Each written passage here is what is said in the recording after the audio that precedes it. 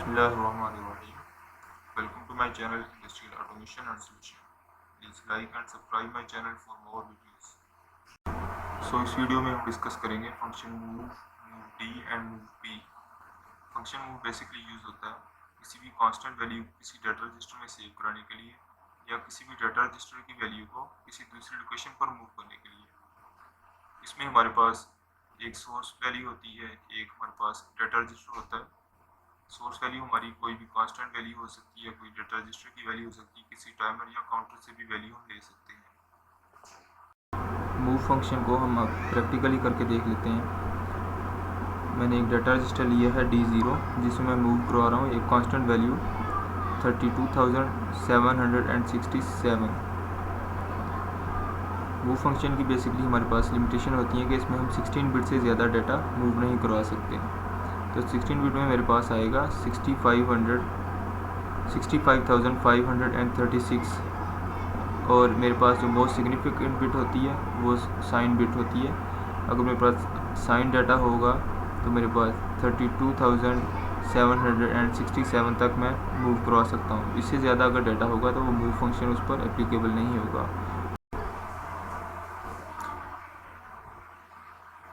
इसी चीज़ को एक्सप्लेन करने के लिए मैंने एक और स्टेटमेंट ली है जिसमें मैं एक इंक्रीमेंटल इनपुट ले रहा हूँ, पल्स इनपुट ले रहा हूँ। पल्स इनपुट में हमारे पास ये होता है कि जैसे ही ऑन होगी हमारे पास जो भी नेक्स्ट जिस चीज़ को ड्राइव कर रही है वो वन टाइम ऑन होगी, उसके बाद हमें दोबारा ऑन ऑफ करके ऑफ करना पड़ता है। अगर मैं D2 एक रजिस्टर लूँ जिसमें मैं इंक्रीमेंट लगा रहा हूँ, अगर मेरे पास X2 जो है वो नॉर्मल इनपुट हो तो वो इंक्रीमेंट लगातार लगता रहेगा, कंटिन्यूसली मेरे पास D2 में इंक्रीमेंट होता रहेगा। अगर मैं पल्स इनपुट लूँ तो मेरे पास जो है वो D2 में जो है वो इंक्रीमेंट उस वक्त लगेगा जैसे ही X2 ऑन होगा, उसके बाद मुझे दोबारा X2 को ऑन करके ऑफ करना पड़ेगा। थर्ड स्टेट में मैंने ली है जिसमें मैंने दोनों रजिस्टर को ऐड किया है ताकि आपको क्लियर हो जाए कि 16 बिट से ज़्यादा डाटा किसी भी रजिस्टर में 16 बिट के रजिस्टर में 16 बिट से ज़्यादा डाटा मूव नहीं हो सकता। जैसे ही मैंने प्रोग्राम को एग्जीक्यूट किया है तो अब लेकिन जैसे ही X1 इनपुट मैंने ऑन की है D0 में, मेरे पास कांस्टेंट वैल्यू D0 में मूव हो गई है। उसके बाद जैसे ही मैं X2 को ऑन ऑफ कर रहा हूँ मेरे पास वन टाइम इंक्रीमेंट लग रहा है D2 में, और D1 और D0 और D2 को अगर मैं ऐड करूँ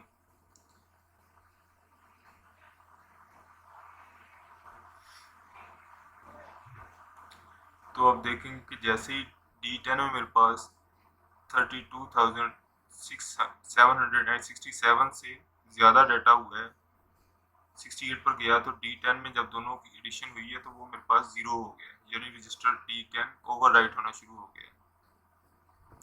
तो अगर हम किसी भी रजिस्टर में उसकी लिमिट से ज़्यादा डाटा मूव करेंगे तो वो रजिस्टर ओवरराइट होना शुरू हो जाएगा।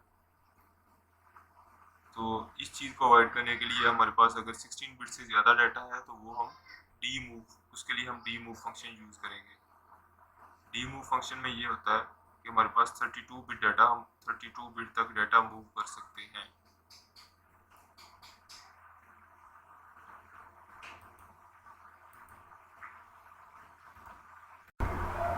तो इस फंक्शन की एक्सप्लेनेशन के लिए, फर्दर एक्सप्लेनेशन के लिए मैंने एक और स्टेटमेंट दी है जिसमें मैंने एक पल्स इनपुट ली है जिसको मैं अटैच करूँगा एक काउंटर के साथ। जैसे ही हमारे पास इनपुट ऑन होगी काउंटर में हमारे पास 1 का इंक्रीमेंट लग जाएगा।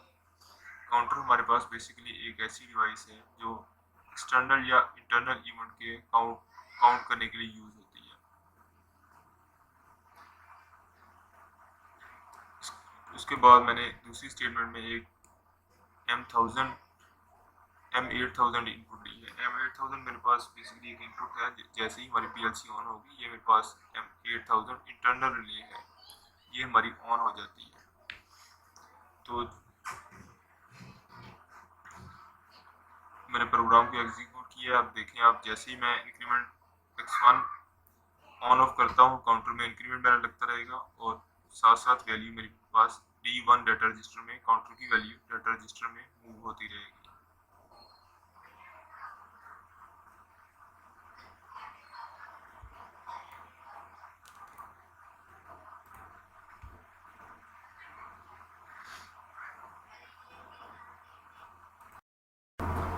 इसी तरह हमारे पास एक और फंक्शन यूज होता है डाटा ट्रांसफर के लिए, मूव पी बेसिकली मूव की ही मॉडिफाइड फॉर्म है, लेकिन दोनों में फ़र्क ये है कि मूव फंक्शन में जैसे ही मेरे पास इनपुट ऑन होगी डाटा कंटिन्यूसली ट्रांसफ़र होता रहेगा, डाटा सोर्स से डेस्टिनेशन में कंटिन्यूसली मेरे पास ट्रांसफ़र होता रहेगा जब तक हमारे इनपुट ऑफ ना हो।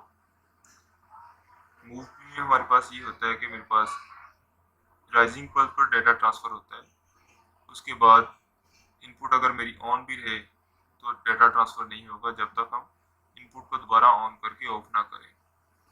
तो मूव पी को हम अब प्रैक्टिकली भी एग्जीक्यूट करके देख लेते हैं। यहाँ पर मैंने 3 स्टेटमेंट दी हैं। एक में मैं अप्लाई कर रहा हूँ इंक्रीमेंट, जैसा कि आपको बताया था कि अगर मैं एक सिंपल इनपुट लूँ और इसको मैं किसी भी डाटा रजिस्टर के इंक्रीमेंट के लिए यूज़ करूँ तो उसमें कंटिन्यूस इंक्रीमेंट लगता रहेगा। सेकंड स्टेटमेंट में मैंने सिंपल मूव की कमांड दी है। थर्ड स्टेटमेंट में मैंने मूव पी का फंक्शन यूज़ किया है। अगर आप चेक करें तो जैसे इनपुट ऑन हुई मेरे पास D1 में मेरे पास इंक्रीमेंट लगना स्टार्ट हो गया।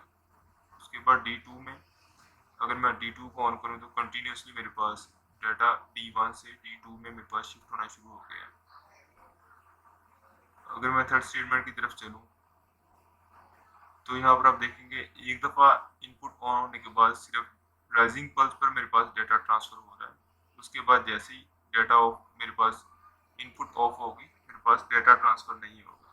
तो मूव पी का बेसिकली यही फंक्शन है कि सिर्फ राइजिंग पल्स पर डाटा ट्रांसफ़र करता है। जैसा कि हमने वीडियो में डिस्कस किया था पहले भी कि डी मूव फंक्शन बेसिकली हमारे पास मूव फंक्शन की तरह ही काम करता है, लेकिन इसमें फ़र्क ये है कि ये 16 बिट से लार्जर जो वैल्यू होती है उसको ट्रांसफ़र करने के लिए इस्तेमाल किया जाता है।